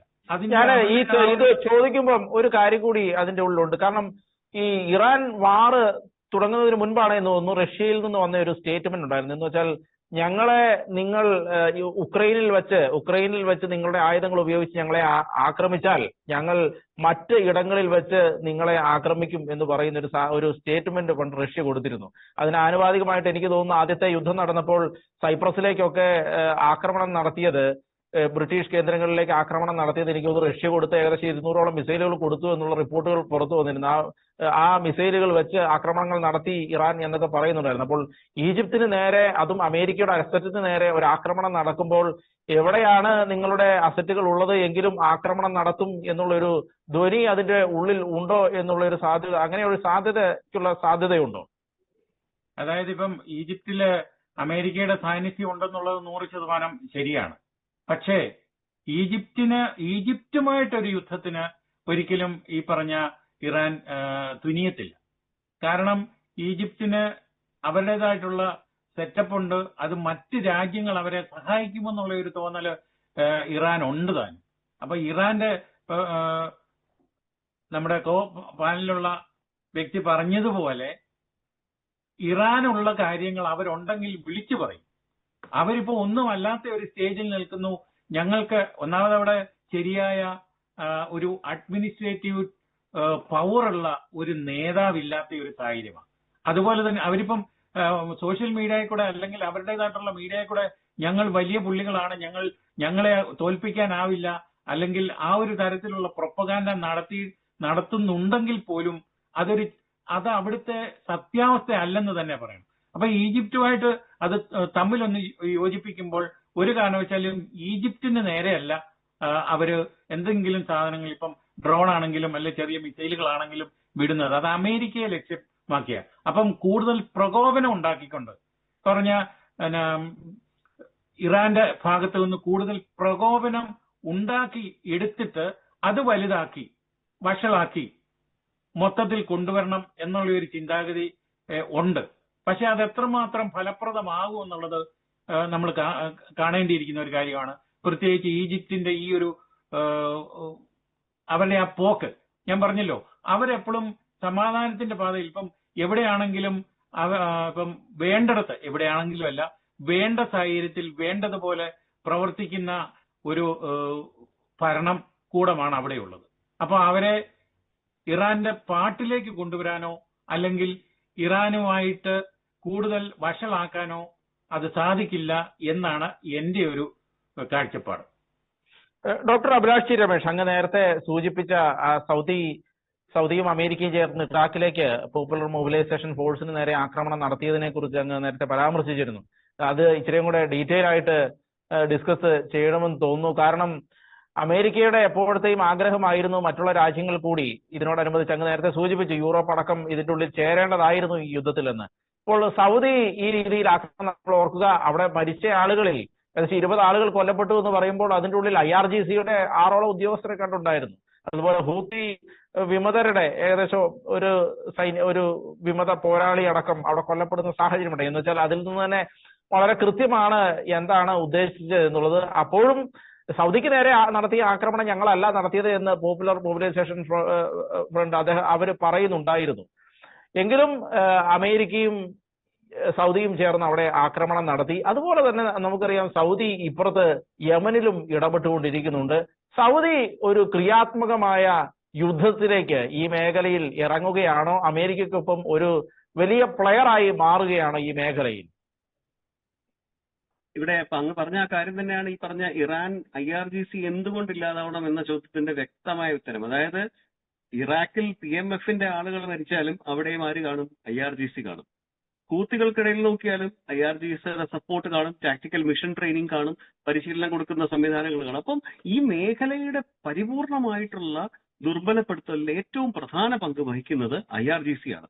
ഈ IRGC എന്ന സംവിധാനം ഉള്ളിടത്തോളം കാലം ഗൾഫ് രാജ്യങ്ങൾക്ക് സമാധാനപരമായിട്ട് മുന്നോട്ട് പോകാൻ സാധിക്കുകയില്ല. അതായത് they will always be on the toss, അല്ലെങ്കിൽ വളരെയധികം ജാഗ്രതയോടെ ഏത് കാലത്തും നിൽക്കേണ്ട ഒരു ദൗർഭാഗ്യകരമായിട്ടുള്ള അവസ്ഥയാണ് വന്നിരിക്കുന്നത്. സോ അതുകൊണ്ട് തന്നെ ഈ യുദ്ധത്തിനകത്ത് നമ്മൾ നോക്കേണ്ടത് വെച്ച് കഴിഞ്ഞാൽ ഇപ്പൊ സൗദി എടുത്ത ഒരു ഡിസിഷൻ വളരെ അഭിനന്ദനാർഹമായ ഒരു കാര്യമാണ്. കാരണം ലോകം മുഴുവൻ എതിർത്ത് നിൽക്കുന്ന, അല്ലെങ്കിൽ ലോകം മുഴുവൻ എതിർപ്പിന്റെ ഒരു നറേറ്റീവ് സൃഷ്ടിച്ചു വെച്ചിട്ടുള്ള ഒരു യുദ്ധത്തിനകത്തേക്ക് വരുംകാല കോൺസിക്വൻസസോ അല്ലെങ്കിൽ വരാൻ പോകുന്ന സാധ്യതകളൊക്കെ വെല്ലുവിളിച്ചുകൊണ്ട് തന്നെയാണ് ആ ഒരു ആക്ഷനിലേക്ക് സൗദി ഇറങ്ങിയത്. അപ്പം സൗദിക്ക് ഇത്തരത്തിലുള്ള ഒരു റിലേഷനിലേക്ക് അല്ലെങ്കിൽ ഇത്തരം ഒരു ആക്ഷൻ, കൈനറ്റിക് ആക്ഷനിലേക്ക് എത്തിപ്പെടാമെന്നുണ്ടെങ്കിൽ മറ്റ് ഗൾഫ് രാജ്യങ്ങൾക്കും ഈ രീതിയിൽ വരാം. അതുപോലെ സൗദിക്കാണ് നഷ്ടങ്ങൾ ഒരുപാട് ഉണ്ടായിട്ടുള്ളത്. സൗദി അരാംകോ, അതുപോലെ തന്നെ സൗദിയുടെ റിഫൈനറി സിസ്റ്റംസ്, സൗദിക്ക് അതുപോലെ ട്രാൻസ്പോർട്ടേഷൻ കോസ്റ്റിലുണ്ടാകുന്ന നഷ്ടങ്ങൾ. അപ്പൊ IRGCയുടെ പ്രസൻസ് കൊണ്ട് വലിയ തോതിലുള്ള നഷ്ടം ഉണ്ടായിട്ടുള്ളത് സൗദിക്കാണ്. അപ്പൊ സൗദി ഈ ഒരു യുദ്ധത്തിനകത്തേക്ക് ഇറങ്ങുക എന്ന് പറയുന്നത് അവർ സ്വാഭാവികമായിട്ട് ഇപ്പോൾ ചെയ്യേണ്ട കാര്യമാണ്. അതായത് ഡിഫൻസിൽ നിന്ന് ഒഫൻസിലേക്ക് അവർ പോകേണ്ട സമയം അതിക്രമിച്ചിരിക്കുകയാണ്. സോ ഇപ്പം സൗദി ഇത് ലീഡ് ചെയ്യുകയാണ് എന്നുണ്ടെങ്കിൽ ബാക്കിയുള്ള രാജ്യങ്ങൾക്ക് ഈ പറയുന്ന IRGC സംവിധാനത്തെ തകർക്കുന്നതിന് വേണ്ടിയിട്ടുള്ള ശക്തമായിട്ടുള്ള പ്രതിരോധം ചമയ്ക്കുവാൻ കഴിയും. അപ്പോൾ അമേരിക്കയും സൗദിയും ഒരുമിച്ച് നിന്നുകൊണ്ട് വളരെ വലിയ രീതിയിലുള്ള ഒരു ബുൾവാർക്ക് ഓഫ് റെസിസ്റ്റൻസ് ഒക്കെ നമ്മൾ പറയുന്നത് പ്രതിരോധത്തിന്റെ ഒരു വലിയ കോട്ട കെട്ടുവാനും, അതോടൊപ്പം തന്നെ ഹൂത്തികളെ നേരിടുന്ന കാര്യത്തിൽ സൗദിക്ക് ഒരു അപ്പർ ഹാൻഡ് കിട്ടുവാനും, അതുപോലെ ഈ പറയുന്ന ചെറുകിട രീതിയിൽ ഈ സൗദിക്ക് നേരെ ആക്രമണങ്ങൾ അഴിച്ചുവിട്ടുകൊണ്ടിരിക്കുന്ന ഈ പറയുന്ന പ്രോക്സി ഏജൻസികളെ എല്ലാം തന്നെ ആക്രമിക്കാനും അവരെ ചെറുക്കുവാനും അല്ലെങ്കിൽ അവരെ തുരത്തിക്കളയാനുമുള്ള ഒരു കപ്പാസിറ്റി സൗദി എക്സ്പ്രസ് ചെയ്യേണ്ടത് അത്യാവശ്യമാണ്. ഒപ്പം തന്നെ നമ്മൾ നോക്കേണ്ട ഒരു കാര്യം, ഇപ്പോ GCC രാജ്യങ്ങളുടെ വികസനം ഒന്ന് ആലോചിച്ച് നോക്കുക. നമ്മൾ ഇന്ത്യ പോലെയുള്ള ഒരു രാജ്യത്തിന്റെ ഏറ്റവും വലിയൊരു പാർട്ട്ണർ അല്ലെ, ലേബർ പാർട്ട്ണർ നമുക്ക് വേണമെങ്കിൽ പറയാം. അതായത് തൊഴിൽ അവസരങ്ങൾ നമ്മുടെ ആളുകൾക്ക് നൽകി പോകുന്ന നമ്മുടെ ഒരു പുരോഗതിയിലൊക്കെ തന്നെ വലിയൊരു പങ്ക് വഹിച്ചിട്ടുള്ള ഒരു രാജ്യമാണ് ഈ പറയുന്ന സൗദി പ്ലസ് GCC സിസ്റ്റം. ആ ഒരു സിസ്റ്റത്തിന് ഇന്ന് വലിയ തോതിലുള്ള ഒരു വെല്ലുവിളി വന്നുകൊണ്ടിരിക്കുകയാണ്. ആരിൽ നിന്നാണ് വരുന്നത്? ഈ പറയുന്ന IRGC എന്ന് പറയുന്ന ഒരു ഗ്രൂപ്പിൽ നിന്ന്. സോ അതുകൊണ്ടൊക്കെ തന്നെ നമുക്ക് പോലും ഇതിൽ പലതരത്തിലുള്ള സ്റ്റേക്സ് ഉണ്ട്. ഡിപ്ലോമാറ്റിക് സ്റ്റേക്സ് നമുക്കുണ്ട്. ഇന്ത്യക്ക് പോലും ഡിപ്ലോമാറ്റിക് സ്റ്റേക്ക് ഇതിനകത്തുണ്ട്, അല്ലെങ്കിൽ ഡിപ്ലോമാറ്റിക് ആയിട്ടുള്ള ഉത്തരവാദിത്തങ്ങളുണ്ട്. അപ്പോൾ ഏതെങ്കിലും ഒരു സാഹചര്യമല്ല ഈ ഒരു അവസരം, അതായത് യുദ്ധത്തിന്റെ ഈ മെമ്മറാണ്ടം ഓഫ് അണ്ടർസ്റ്റാൻഡിങ്ങോ സമാധാന എഗ്രിമെന്റിന്റെ ഉടമ്പടിയൊക്കെ ഏറ്റവും ദുർബലമായി നിൽക്കുന്ന സാഹചര്യത്തിൽ ഇനി ചെയ്യുവാനുള്ള ഗുണപരമായിട്ടുള്ള കാര്യം എന്താണെന്ന് വെച്ച് കഴിഞ്ഞാൽ അവശേഷിക്കുന്ന IRGCയെ ഇല്ലാതാക്കുക എന്നുള്ളത് തന്നെയാണ്. ഇപ്പോ അതിനുകൂടെ വേറൊരു കാര്യം കൂടെ നേരത്തെ നമ്മൾ പാകിസ്ഥാനുമായിട്ട് ബന്ധപ്പെട്ട വിഷയത്തിൽ ഒന്ന് പറഞ്ഞോട്ടെ. പാകിസ്ഥാൻ പറയേണ്ടായത് എന്തായിരുന്നു? അവർ പോയി ഇറാനിലെ ഭരണാധികാരി കണ്ടു. ഏത് ഭരണാധികാരിയാണ് കണ്ടത്? ഇങ്ങനെ ഒരാൾ ഇപ്പോൾ ജീവിച്ചിരിപ്പുണ്ടോ? അദ്ദേഹത്തിന്റെ ആരോഗ്യസ്ഥിതി എന്താണ്? അദ്ദേഹം എവിടെയാണ്? ഇതൊന്നും നമുക്കറിയില്ല. അപ്പോ ഭരണ സംവിധാനം എന്ന് പറയുന്നത് തികച്ചും ശൂന്യമായി കഴിഞ്ഞിരിക്കുകയാണ് ഇറാന്റെ മേൽനിര ഇന്നില്ല. ഈ മേൽനിര ഇല്ലാത്ത സംവിധാനത്തെ വെച്ചുകൊണ്ട് അവിടെയുള്ള അവശേഷിക്കുന്ന IRGCയുടെ ആത്മഹത്യാ സ്ക്വാഡുകൾ നടത്തിക്കൊണ്ടിരിക്കുന്ന ഒരു റെക്ലെസ് ബാറ്റിൽ, അതായത് അവസാന ശ്രമമാണിത്. ഈ ശ്രമം തകർത്ത് കളയുക എന്നുള്ളത് ഗൾഫ് രാജ്യങ്ങളുടെ പൊതുവായിട്ടുള്ള കളക്റ്റീവ് സെക്യൂരിറ്റിയുടെയും ഒപ്പം ഹോർമുസ് കടലിടുക്കിനെ ഈ പറയുന്ന IRGCയുടെ പിടിയിൽ നിന്ന് പരിപൂർണമായിട്ട് മോചിപ്പിച്ച് അതിനെ അന്താരാഷ്ട്ര വാണിജ്യത്തിന്റെ സൗജന്യ പാതയാക്കി മാറ്റുക എന്ന് പറയുന്ന ഒരു ഉത്തരവാദിത്തത്തിൽ ഒരു രാജ്യത്തിനും ഇനി ഒളിച്ചോടാനാവില്ല. അതിൽ GCC ലെവലിൽ ലീഡർഷിപ്പ് എടുക്കുന്നത് സൗദി ഉൾപ്പെടെയുള്ള രാജ്യങ്ങളായിരിക്കണം.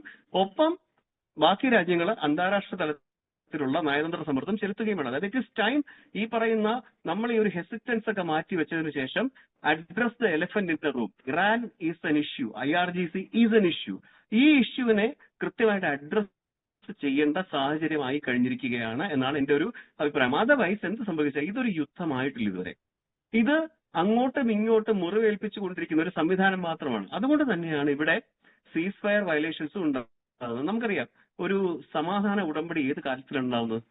ശക്തമായ യുദ്ധത്തിൽ ഏതെങ്കിലും ഒരു ഭാഗം തകർന്നടിയുന്ന സമയത്താണ് സമാധാന സന്ധിയിലേക്ക് വില്ലിംഗ് ആയിട്ട് നമ്മൾ എത്തിപ്പെടുക. അപ്പോൾ അത്തരമൊരു സാഹചര്യം ഉണ്ടായിട്ടില്ല. അതുകൊണ്ട് തന്നെ യുദ്ധത്തിന്റെ സ്റ്റേജസിൽ പലതരത്തിലുള്ള ഡാമേജുകൾ ഉണ്ടായിട്ടുണ്ടെങ്കിൽ പോലും ഈ പറയുന്ന രീതിയിലുള്ള ഒരു ഡീഫനിങ് ഡിഫീറ്റ് ഉണ്ടാവണമെന്നുണ്ടെങ്കിൽ ഇനി എന്ത് വേണമെന്ന് വെച്ച് കഴിഞ്ഞാൽ US has to ensure that കൃത്യമായിട്ട് ഇതിന്റെ ഭരണ സ്ഥിരാകേന്ദ്രങ്ങളിൽ തന്നെ പ്രസൻസ് ഉണ്ടാവണം, ഒരു ആക്റ്റീവ് ഓപ്പോസിഷൻ ഉണ്ടാവണം. ആ ഓപ്പോസിഷനെ ഉപയോഗിച്ചുകൊണ്ട് തന്നെ ഭരണം പിടിച്ചെടുക്കുന്ന ഒരു സാഹചര്യം കൂടി ക്രിയേറ്റ് ചെയ്യണം. അപ്പോൾ ഇത് ആംസോ അല്ലെങ്കിൽ ബാറ്റിൽ മാത്രമല്ല, it's going to be a battle of strategy plus politics. Shri Jose Kumbalavelil, ഇപ്പോൾ ഡോക്ടർ അഭിലാഷ് ജി രമേശ് സൂചിപ്പിച്ചതുപോലെ ഈ യുദ്ധം അതിന്റെ പരിസമാപ്തിയിലേക്ക് ഇതുവരെ എത്തിയിട്ടില്ല. യഥാർത്ഥ യുദ്ധത്തിലേക്ക് ഇതുവരെ എത്തിയിട്ടില്ല. യഥാർത്ഥ യുദ്ധത്തിലേക്ക് എത്തണമെന്നുണ്ടെങ്കിൽ കൃത്യമായിട്ടും ഒരു വശം അടിയറവ് പറയേണ്ടതുണ്ട്. അത് ഇതുവരെ പറയുന്നില്ല. ചർച്ചകൾ നടത്തുന്നു, അതിന്റെ കൂടെ ആക്രമണങ്ങൾ നടത്തുന്നു. ഒരു രീതിയിലും ഒരു ഫൈനലൈസ് ചെയ്ത ഒരു പീസ് എഗ്രിമെന്റിലേക്കൊന്നും എത്താൻ ഒരിക്കലും കഴിയുന്നുമില്ല.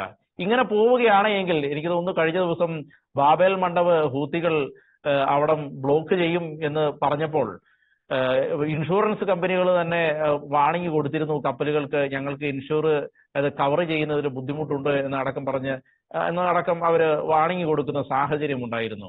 എന്ന് വെച്ചാൽ യുദ്ധം ഇപ്പോൾ തന്നെ നമുക്കറിയാം ഈ തരത്തിൽ എത്തി നിൽക്കുമ്പോൾ തന്നെ ഒരു സമ്പൂർണമായ യുദ്ധത്തിലേക്ക്, ഒരു ഡിസിസീവ് ആയിട്ടുള്ള ഒരു ബാറ്റിലേക്ക് എത്തുന്നതിന് മുൻപ് തന്നെ ഇപ്പോൾ ഹിസ്ബുള്ളയും ഇസ്രായേലും തമ്മിൽ ആക്രമണം നടന്നു കഴിഞ്ഞു. അതുപോലെ തന്നെ ഇറാഖിലെ പോപ്പുലർ മൊബിലൈസേഷൻ ഫോഴ്സ് അവര് ഈ ആക്രമണത്തിൽ ഉൾപ്പെട്ട് കഴിഞ്ഞു, ഹൂത്തികൾ ആക്രമണത്തിൽ ഉൾപ്പെട്ട് കഴിഞ്ഞു. അതുപോലെ തന്നെ ഇപ്പോൾ സൗദി അടക്കം ആക്രമണത്തിലേക്ക് ഇറങ്ങുന്ന സാഹചര്യം. എന്ന് വെച്ചാൽ ഒരു സമ്പൂർണമായ പതിയെ സമ്പൂർണമായ ഒരു വാറിലേക്ക് ഈ മേഖല പോകുന്ന സാഹചര്യം. ആ സാഹചര്യത്തിൽ ഇപ്പോൾ തന്നെ നമുക്കറിയാം ഹോർമൂസ് കടലിടുക്ക് അടഞ്ഞു കിടക്കുകയാണ്. അതുപോലെ തന്നെ റെഡ് സീയിൽ ഇപ്പോൾ തന്നെ ഓയില് കടന്നു പോകുന്നതിന് ബുദ്ധിമുട്ട് അനുഭവപ്പെടുകയാണ്. ഇങ്ങനെയുള്ള സാഹചര്യത്തിൽ യുദ്ധത്തിലേക്ക് ഇറങ്ങാതെ ഇരുന്നാൽ സാമ്പത്തിക ബുദ്ധിമുട്ടാണ്, യുദ്ധത്തിലേക്ക് ഇറങ്ങിയാലും സാമ്പത്തിക ബുദ്ധിമുട്ടാണ്. യൂറോപ്പ് യുദ്ധത്തിലേക്ക് ഇറങ്ങുമോ സമ്പൂർണമായിട്ട്? അതായത് ഹോർമൂസ് കടലിടുക്ക് എന്ന് പറയുമ്പോൾ തന്നെ തന്ത്രപ്രധാനമായ, അത് ലോകത്തിലെ ഏറ്റവും തന്ത്രപ്രധാനമായ ഒരു മേഖലയാണ്. അത് ഇപ്പൊ ഇറാന്റെ കൈവശം ഇരിക്കുന്നു എന്ന് പറയുമ്പോഴും ഇറാന്റെ ഒരു സഹാനുഭൂതി ലഭിച്ചെങ്കിൽ മാത്രമേ പല കാര്യങ്ങളും അതിലൂടെ നടന്നു വരികയുള്ളൂ എന്ന് പറയുമ്പോഴും ഈ ലോകം നിയന്ത്രിക്കുന്നത് ഒരുപക്ഷെ അമേരിക്ക എന്ന് എപ്പോഴും നമ്മൾ ഇന്ത്യക്കാരെല്ലാം മൊത്തത്തിൽ ഇപ്പൊ ജർമ്മൻകാരും പറയുന്ന ഒരു കാര്യമാണ്, അമേരിക്ക എന്ന് പറയുന്ന ലോക പോലീസാണ്. അപ്പൊ അത്തരമൊരു സാഹചര്യം ഇത് യുദ്ധം തുടങ്ങിയത് എങ്ങനെയാണ്? ഇറാനും ഇസ്രയേലും തമ്മിലാണ്. പക്ഷെ ഇപ്പോൾ നിലവിൽ ഇസ്രയേൽ ഈ രംഗത്തെ ഇല്ല, ഈ കളത്തിലേ ഇല്ല, പേര് പോലും പറയുന്നില്ല. ഇപ്പോൾ നടക്കുന്നത് അമേരിക്കയും ഇറാനും തമ്മിൽ. അപ്പൊ യുഎസിന്റെ നാവികസേന ഇറാനെ അല്ലെങ്കിൽ ഇറാന്റെ റവല്യൂഷണറി ഗാർഡിനെ എത്രമാത്രം പ്രകോപിപ്പിക്കുന്നു എന്നുള്ള ഒരു കാര്യം ഇവിടെ പറയേണ്ടതുണ്ട്. അതിലൂടെയാണ് ഏറ്റുമുട്ടൽ വരുന്നത്. അപ്പോൾ ഈ പറഞ്ഞ തന്ത്രപ്രധാനമായ ഇവിടെ ഒരു വലിയ ഏറ്റുമുട്ടൽ ഉണ്ടാക്കി കഴിയുമ്പോൾ അവരെ സഹായിക്കാനായിട്ട് സിറിയയിൽ നിന്ന് വരുന്നു, അല്ലെ ഇറാഖിൽ നിന്ന് വരുന്നു, അതുപോലെ തന്നെ ഹൂത്തികൾ വരുന്നു.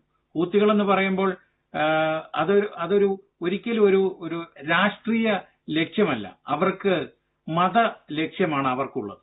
അത് തന്നെയാണ് ഇറാന്റെ ഭാഗത്തു നിന്നും കുറെ ഭാഗങ്ങൾ.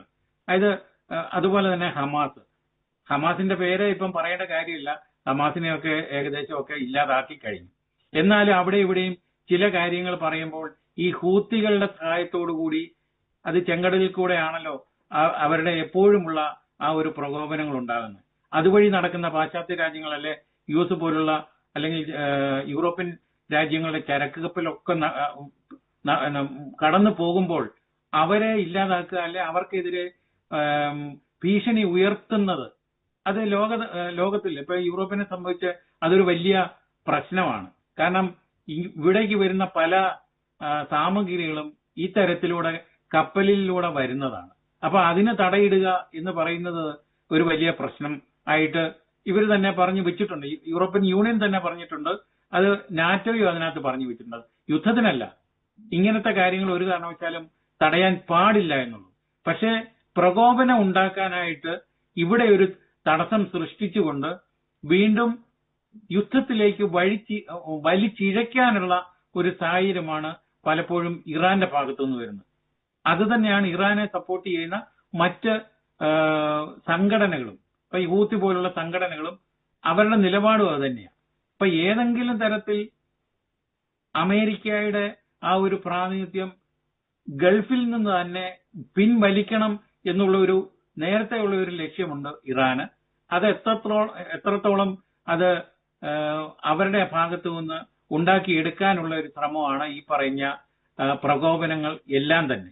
പക്ഷെ യുഎസിന്റെ നിലപാടെന്ന് പറയുന്നത്, അല്ലെ സൈനിക തന്ത്രങ്ങൾ എന്ന് പറയുന്നതും ഒരു തരം പ്രതിരോധ തന്ത്രമാണ്. അത് നേരിട്ടൊരു സമ്പൂർണ്ണ യുദ്ധത്തിലേക്ക് പോകാതെ ഇറാന്റെ പടയോട്ടത്തെ തടഞ്ഞു നിർത്തിക്കൊണ്ട് അത്തരമൊരു നടപടി സ്വീകരിക്കുന്ന ഇടപാടാണ് യുഎസിന്റെ ഭാഗത്തുനിന്ന് വരുന്നത്. അതുകൊണ്ട് തന്നെയാണ് ട്രംപ് ഓരോ സമയത്തും മാറ്റി മാറ്റി പ്രസ്താവനകൾ അല്ലെങ്കിൽ പുള്ളിയുടെ അദ്ദേഹത്തിന്റെ സമ്മർദ്ദ തന്ത്രങ്ങൾ എഴുതിവിടുന്നത്. ഇതൊക്കെ തന്നെ സമാധാനത്തിൻ്റെതായിട്ടുള്ള ഒരു പാതയും. ഇപ്പം യുദ്ധം എന്ന് നമ്മൾ പറയുമ്പോഴും തമ്മിലടിയാണ്. യുദ്ധമെന്ന് പറയുന്നത് ഏതെങ്കിലും ഒരു രാജ്യത്തിന് മേൽക്കോയ്മ കിട്ടുന്ന ഒരു കാര്യമാണോ? ഇവിടെ ആർക്കും തന്നെ ഒരു മേൽക്കോയ്മ കിട്ടുന്നില്ല. ഒരു ദിവസം രാവിലെ റിപ്പോർട്ടുകൾ നോക്കുമ്പോൾ ഇത്ര നഷ്ടങ്ങൾ ഉണ്ടാക്കി, മറുഭാഗത്ത് ഇത്ര നഷ്ടങ്ങളുണ്ട്, ഈ കണക്കുകൾ മാത്രമേ ഇവർ പറയുന്നുള്ളൂ. ഇതിനകത്ത് വേറെ മറ്റ് രാജ്യങ്ങളെ ഉൾപ്പെടുത്താനുള്ള ശ്രമം നടക്കുന്നുണ്ടെങ്കിലും ആരും തന്നെ അതിന് മുതിരുന്നില്ല. എന്തുകൊണ്ടാണ്? സ്വന്തം താല്പര്യങ്ങൾ അവിടെ സൃഷ്ടിച്ചെടുക്കേണ്ട ഒരു കാര്യങ്ങളുമില്ല. അമേരിക്ക എന്തുകൊണ്ടോ ഇസ്രായേലിനെ കൈയൊഴിയാൻ മേലാത്ത ഒരവസ്ഥയിൽ ഇറങ്ങി പുറപ്പെട്ട ഒരു കാര്യമായി. അതൊടുവിൽ അമേരിക്കയ്ക്ക് തന്നെ ഒരു കല്ലുകടിയായിട്ട് തീർന്നു. അതുകൊണ്ട് പല കാര്യങ്ങളിലും ഉപരോധങ്ങൾ ഉണ്ടാക്കി ഇറാനെ തകർക്കാൻ അവർ നോക്കുന്നുണ്ട്. അതും അത്രമാത്രം ഫലപ്രദമായി വന്നിട്ടില്ല. ഇപ്പം യൂറോപ്യൻ യൂണിയൻ റഷ്യയെ പല കാര്യങ്ങളിലും ഉപരോധമുണ്ടാക്കിയിട്ടാണ് അവരുടെ ശക്തി ഒന്ന് കുറയ്ക്കാൻ നോക്കിയത്. പക്ഷെ അതിലൊന്നും തന്നെ യൂറോപ്യൻ യൂണിയൻ വിജയിച്ചില്ല. അതൊക്കെ തന്നെ യൂറോപ്യൻ യൂണിയനിലെ രാജ്യങ്ങൾക്ക് തിരിച്ചടിയായി മാറിയിരിക്കുന്ന ഒരു സാഹചര്യമാണ് ഇപ്പോഴുള്ളത്. ഇപ്പൊ ഈ ഹോർമുസ് കടലിനടുക്കും പറയുമ്പോഴും അല്ലെങ്കിൽ കരിങ്കടലിലൂടെ ഉള്ള ചരക്ക് നീക്കത്തിലും ഒക്കെ തന്നെ ഇത് ഏകദേശം ഒരേപോലെ വായിച്ചെടുക്കേണ്ട ഒരു കാര്യമാണ്. പ്രത്യേകിച്ച് ക്രൂഡ് ഓയിൽ അതിന്റെ വില കൂടുന്നതും ഒക്കെ തന്നെ ഇതിന്റെ പരിണിത ഫലങ്ങളാണ്. ഓക്കെ, ഞാൻ ഈ ഡോക്ടർ അഭിലാഷ് ടി രമേശ് അദ്ദേഹത്തിലേക്ക് കൂടി ഒന്ന് വരാം. എനിക്ക് അവസാനമായിട്ട് ചോദിക്കാനുള്ളത്, നമുക്കറിയാം ഇസ്രായേൽ ഒക്ടോബർ 7 തുടങ്ങിയ സംഭവ വികാസത്തിന്റെ ചുവട് പിടിച്ചാണ് ഈ കാര്യങ്ങളെല്ലാം സംഭവിച്ചുകൊണ്ടിരിക്കുന്നത്. അങ്ങനെ സ്പൈറൽ ചെയ്ത് ഓരോ ദിവസവും അങ്ങനെ പോയിക്കൊണ്ടിരിക്കുകയാണ്. അപ്പോൾ കഴിഞ്ഞ ദിവസം ബെഞ്ചമിൻ നെതന്യാഹു അമേരിക്കയിൽ ചെന്ന് ഡൊണാൾഡ് ട്രംപുമായി ചർച്ചകൾ നടത്തിയപ്പോൾ ഡൊണാൾഡ് ട്രംപ് അത്രയ്ക്ക് അങ്ങ് വില്ലിങ് അല്ല കൂടുതൽ ആക്രമണങ്ങളിലേക്ക് എന്നൊക്കെയുള്ള സൂചനകൾ കൊടുത്തു എന്ന് പറയുന്നത്. പക്ഷെ അപ്പോഴും പറയപ്പെടുന്ന ഒരു കാര്യം, ഏത് പ്രസിഡന്റ് അമേരിക്ക ഭരിച്ചാലും ഇസ്രായേലിന് അനുകൂലമായിട്ടായിരിക്കും അമേരിക്കയുടെ നിലപാടുകൾ എന്നുള്ള ഒരു വസ്തുത അവിടെ നിലനിൽക്കുന്നുണ്ട്. അതുപോലെ തന്നെ US കോൺഗ്രസിനെ നിയന്ത്രിക്കുന്നത് ജൂയിഷ് ലോബിയാണ് എന്ന് അത് പരസ്യമായ രഹസ്യമാണ്.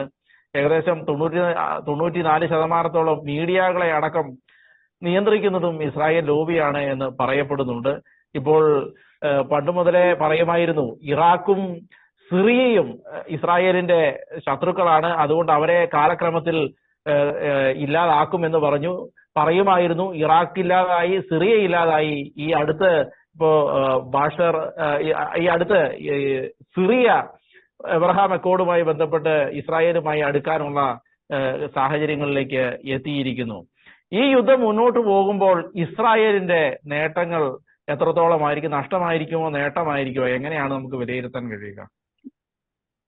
എനിക്ക് നിർദ്ദേശിക്കാൻ കഴിയുന്നത്, അല്ലെങ്കിൽ എനിക്ക് മനസ്സിലാക്കാൻ കഴിയുന്നത്, ഇസ്രായേൽ എന്ന് പറയുന്ന രാജ്യം അത് ആരെയും ദ്രോഹിക്കാൻ പോയിട്ടില്ല. പക്ഷെ ഏത് കാലത്തും ദ്രോഹിക്കപ്പെടുന്ന ഒരു രാജ്യമാണ്. ഒക്ടോബർ 7, 2023 നമുക്കറിയാം. ഉറങ്ങിക്കിടന്ന കുട്ടികളെയും സ്ത്രീകളെയും കുടുംബങ്ങളെയും അതിക്രൂരമായിട്ട് നശിപ്പിച്ച് കത്തിച്ചും കൊന്നും കൊലവിളി നടത്തിയ ഒരു കൂട്ടം. അവർക്ക് പുറകിൽ ആരായിരുന്നു? ഇറാന്റെ കൈകളില്ലേ?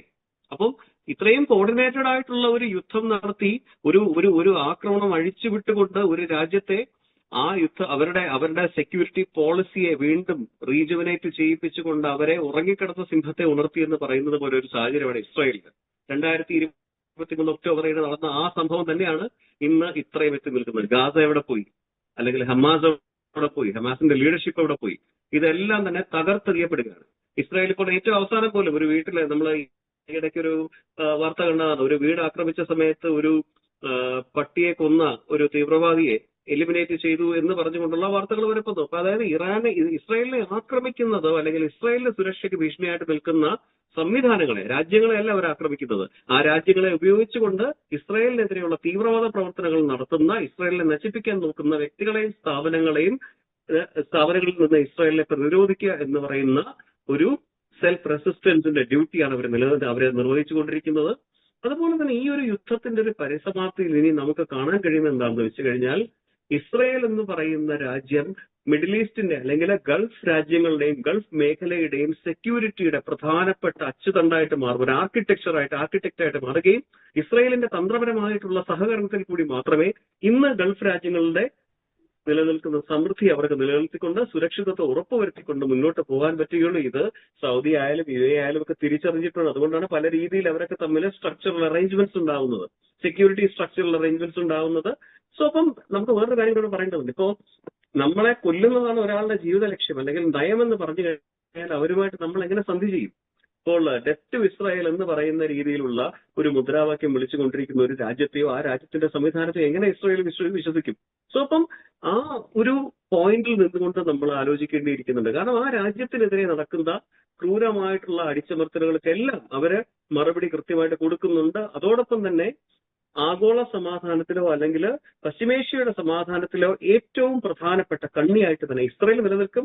ഇസ്രായേലിനെ ആക്രമിക്കുന്ന ഈ പറയുന്ന സംവിധാനങ്ങളെല്ലാം ഓരോന്നായി തകർന്നടിയുകയും ചെയ്യും. സമയമെടുക്കും, പക്ഷെ എന്നാലും അവ തകർന്നടിയുക തന്നെ ചെയ്യും. ഇനി നമുക്ക് നോക്കേണ്ട ഒരു കാര്യം കൂടിയുണ്ട്. PMF, പോപ്പുലർ മൊബിലൈസേഷൻ ഫ്രണ്ട് എന്ന് പറയുന്ന ഇറാഖിലെ സംവിധാനം. അതിനകത്തേക്ക് ഇറാൻ നുഴഞ്ഞു കയറിയിരിക്കുന്നു. അതിന്റെ അംഗസംഖ്യ ആദ്യകാലത്ത് ഏകദേശം 60,000 പേര്, 2014 60,000 പേരായിരുന്നെങ്കിൽ ഇന്നത് 1,70,000 മേലെ ചെന്നിരിക്കുന്നു. അപ്പോൾ ഈ അവസരത്തിൽ അവസാനമായിട്ട് എന്റെ കണക്ക് വരുന്നത് 2,38,000 പേരാണ്. അതിനകത്തുള്ള യസീദികളെയും ക്രിസ്ത്യൻസിനെയും ടർക്ക്മെൻസിനെയും മാറ്റി കഴിഞ്ഞാലുള്ള ഒരു സംവിധാനം. അത് ഏത് സമയത്ത് വേണമെങ്കിലും വേറെ രീതികളിലൊക്കെ ഉപയോഗിക്കപ്പെടാം. അതുകൊണ്ട് തന്നെ ഇസ്രയേലിന്റെ ജാഗ്രത, ഇസ്രയേലിന്റെ പ്രതിരോധമാണ് മിഡിൽ ഈസ്റ്റിന്റെ പ്രതിരോധം. മിഡിൽ ഈസ്റ്റിന്റെ സുരക്ഷ, സമാധാനവും ജനാധിപത്യവും ആഗ്രഹിക്കുന്ന എല്ലാ മിഡിൽ ഈസ്റ്റേൺ രാജ്യങ്ങളുടെയും സുരക്ഷയുടെ ഒരു അച്ചുതണ്ടാണ് ഇസ്രയേൽ. അതുകൊണ്ട് തന്നെ ഇസ്രയേൽ പരിപൂർണമായിട്ട് നിലനിൽക്കും. കാരണം ഈ യുദ്ധത്തിലാണെങ്കിൽ പോലും അമേരിക്ക മേജറായിട്ടുള്ള ആക്രമണം നടത്തുമ്പോൾ ഇസ്രയേൽ എന്താ ചെയ്യുന്നത്? തങ്ങൾക്ക് എതിരെ നിൽക്കുന്ന, തങ്ങളുടെ സുരക്ഷയ്ക്ക് ഭീഷണിയായിട്ടുള്ള ഹെസ്ബുള്ളയായാലും അല്ലെങ്കിൽ സിറിയയിലെ ഭാഗങ്ങളിലായാലും, അതുമല്ല എന്നുണ്ടെങ്കിൽ ഈ പറയുന്ന അവശേഷിക്കുന്ന ഗാസയിലുള്ളവരായാലും IRGC അതിലൊക്കെ പിൻ പോയിന്റഡ് ആയിട്ടുള്ള അറ്റാക്കുകൾ നടത്തി തങ്ങളുടെ സിസ്റ്റത്തെ വീണ്ടും സ്ട്രോങ് ആക്കി കൊണ്ടുവരുന്നു. അപ്പോൾ ഇതാണ് നമ്മളിവിടെ കാണുന്നത്. അപ്പോൾ Israel is going to be a very important key player in the security architecture of the Gulf and the Middle East region, and it will continue to be so. അവസാനമായി ശ്രീ ജോസ് കുമ്പളവേലിൽ, ഇപ്പോൾ ഡോക്ടർ അഭിലാഷ് ജി രമേശ് സൂചിപ്പിച്ചതുപോലെ Israel ഏറ്റവും ഈ സെൻട്രലിലേക്ക് വരും എന്ന് പറയുമ്പോൾ ഈ ഇസ്രായേലിന്റെ ഒരു മാസ്റ്റർ മൈൻഡ് എത്രത്തോളമാണ് ഈ മിഡിൽ ഈസ്റ്റിൽ ഇപ്പോൾ കാണുന്ന കാര്യങ്ങളുടെ പിന്നിലുള്ളത്? എത്രത്തോളം വലിയ മാസ്റ്റർ മൈൻഡ് ആണ് ഇസ്രായേലിന്റെ കൈകളിലുള്ളത്? കാരണം പലപ്പോഴും അമേരിക്കയ്ക്ക് അതിർത്തിയുള്ള ചില കാര്യങ്ങൾ അതിർത്തി ഉണ്ട് എന്ന് പറയുമ്പോൾ പോലും ഇസ്രായേൽ അത് ചെയ്യുന്നുണ്ട്. അപ്പോൾ എങ്ങനെയാണ് ഇസ്രായേലിന്റെ ഒരു മാസ്റ്റർ മൈൻഡിനെ നമുക്ക് ഇതിനുള്ളിൽ വിലയിരുത്താൻ കഴിയുക? അത് അഭിലാഷ് പറഞ്ഞതുപോലെ തന്നെ ഇസ്രായേലിനെ ഇല്ലാതാക്കാൻ ശ്രമിക്കുന്ന ഏത് രാജ്യത്തെയും അവര് നേരിടും. അത് മറ്റവരെ ഇല്ലാതാക്കി തന്നെ ആ ഒരു സ്റ്റേജിലേക്ക് കൊണ്ടുപോകും. അതാണ് ഇവരുടെ മാസ്റ്റർ മൈൻഡ്. അല്ലാണ്ട് കയറി അടിക്കുന്ന സ്വഭാവം ഇസ്രായേലിനില്ല. അതിപ്പം ഈ പറഞ്ഞ ഒക്ടോബർ 7 കഥ മാത്രം എടുത്താൽ മതി. ഉറങ്ങിക്കിടന്നവരെ പോലും, ജർമ്മൻകാർ പോലും അതിനകത്തുണ്ടായിരുന്നു. 1200-ലധികം പേരെ നിഷ്ഠൂരമായിട്ട് കൊന്നൊടുക്കിയ ആ ഒരു സംഭവം മാത്രം എടുത്തു നോക്കിയാൽ മതി. ഒരു രാജ്യത്തെ ഇല്ലാതാക്കാനായിട്ട് ശ്രമിച്ചപ്പോൾ അതെങ്ങനെയാ പ്രകോപനമുണ്ടാക്കി. അപ്പോൾ ഞാൻ ശാന്തമായിട്ട്, ഇപ്പം ഒരു എക്സാമ്പിൾ പറയാം, ഞാൻ ശാന്തമായിട്ടിരിക്കുക, ഞാൻ എന്ത് വന്നാലും കുലുങ്ങേല. പക്ഷേ എന്റെ മേക്കിട്ട് കയറാൻ വന്നു കഴിഞ്ഞാൽ ഞാൻ വിടുമോ? അതേ സാഹചര്യം ആണ് ഇപ്പോൾ ഇസ്രായേലിനുണ്ടായ. അത് അവരുടെ മാസ്റ്റർ മൈൻഡായിട്ട് തന്നെ അവർ പ്രഖ്യാപിച്ചിട്ടുള്ള ഒരു കാര്യമാണ്. അത് ഏത് രാജ്യമായാലും അവരോട് ഞങ്ങളുടെ നേരെ വാൾ ഉയർത്തിയാൽ ഞങ്ങൾ ആ വാൾ എടുക്കുന്ന കൈയല്ല, ആ തല തന്നെ വെട്ടുമെന്നാണ് അവരുടെ ഒരു പ്രഖ്യാപനം. അപ്പോൾ അതേ തരത്തിൽ, പക്ഷേ ലോകത്തിലെ ഒട്ടുമിക്ക രാജ്യങ്ങളിലും ഇവരുടെ ജനത താമസിക്കുന്നുണ്ട്. അവർ സമാധാനപ്രിയരാണ്. ഇപ്പം ജർമ്മനിയിലായാലും അമേരിക്കയിലായാലും അല്ലെ യൂറോപ്പിലെ മറ്റ് രാജ്യങ്ങളിലാണെങ്കിൽ പോലും അവരെല്ലാ സംവിധാനത്തിലും ഇടപെടുന്ന ജനതയാണ്. അതുപോലെ തന്നെ ഹൈലി പൊട്ടൻഷ്യൽ ഉള്ള ആളുകളാണ്. അവരെ ഒഴിവാക്കിയിട്ട് ഈ ലോകം മുന്നോട്ട് പോകാം എന്ന് ഇറാനല്ല, അല്ലെങ്കിൽ ഇറാനോട് കൂടുന്ന രാജ്യങ്ങൾ ഏതൊക്കെ തന്നെയാണെന്ന് പറഞ്ഞാലും അതൊരിക്കലും നടപ്പാകില്ല എന്ന് തന്നെയാണ് എനിക്ക് ഇവിടെ ഇരുന്നുകൊണ്ട്, ജർമ്മനിയിൽ ഇരുന്നുകൊണ്ട് പറയാൻ പറ്റുന്നത്. ഒരു കാര്യം കൂടെ പറയാം. ഇപ്പൊ ഈ പറഞ്ഞ രീതിയിൽ ഇവരങ്ങോട്ടും ഇപ്പം ഇറാന്റെ ആ ഒരു കാഴ്ചപ്പാടുണ്ടല്ലോ, നിങ്ങളെ ഞങ്ങൾ തീർത്തിരിക്കും. അത് അവരുടെ ഒരു എന്താ പറയുക, ഒരു സ്വപ്നം മാത്രമായിട്ട് ഭാവിയിലാണെങ്കിലും നിലനിൽക്കുകയുള്ളൂ എന്ന് മാത്രമേ എനിക്കിപ്പം അടിവരയിട്ട് പറയാൻ പറ്റൂ. ഈ ചർച്ച അവസാനിക്കുമ്പോൾ തീർച്ചയായിട്ടും നമ്മൾ യുദ്ധത്തെ അനുകൂലിക്കുന്നില്ല, ഒരു യുദ്ധത്തെയും അനുകൂലിക്കുന്നില്ല. യുദ്ധമില്ലാതെ സമാധാനപരമായി ലോകം മുന്നോട്ട് പോകണമെന്ന് തന്നെയാണ് നമ്മൾ ആഗ്രഹിക്കുന്നത്. പക്ഷേ എത്രയൊക്കെ നമ്മൾ ആഗ്രഹിച്ചാലും യുദ്ധത്തിന്റെ കാഠിന്യങ്ങളിലൂടെയാണ് ലോകം ഇപ്പോൾ കടന്നുപോയിക്കൊണ്ടിരിക്കുന്നത്. അത് തണുക്കുന്നില്ല, അത് വീണ്ടും ചൂടുപിടിച്ച് മുന്നോട്ട് പോയിക്കൊണ്ടിരിക്കുന്ന അവസ്ഥ തന്നെയാണ് ഉള്ളത്. പലപ്പോഴും വലിയ ലോകമഹായുദ്ധത്തെക്കുറിച്ചൊക്കെ സംസാരിക്കുമ്പോഴും അത് അതിന്റെ ഒന്നും ആവശ്യമില്ല എന്ന് പലപ്പോഴും നമ്മൾ പറയുമെങ്കിലും അതിനുള്ള സാധ്യതകൾ ഇതിന്റെ ഉള്ളിലെല്ലാം ഉണ്ട് എന്നുള്ളത് ഒരു വാസ്തവമാണ്. ചർച്ച ഇവിടെ അവസാനിക്കുമ്പോൾ ചർച്ചയിൽ പങ്കെടുത്ത ഡോക്ടർ അഭിലാഷ് ജി രമേശ്, വിദേശകാര്യ വിദഗ്ധൻ, ശ്രീ ജോസ് കുമ്പളവേലിൽ, മാധ്യമപ്രവർത്തകൻ, ജർമ്മനിയിൽ നിന്ന് അദ്ദേഹം ചേർന്നിരുന്നു. രണ്ടുപേർക്കും നന്ദി പറയുകയാണ്. എല്ലാ പ്രേക്ഷകർക്കും നന്ദി ഇത്രയും സമയം ചർച്ചയിൽ ഞങ്ങളോടൊപ്പം ചേർന്നതിന്.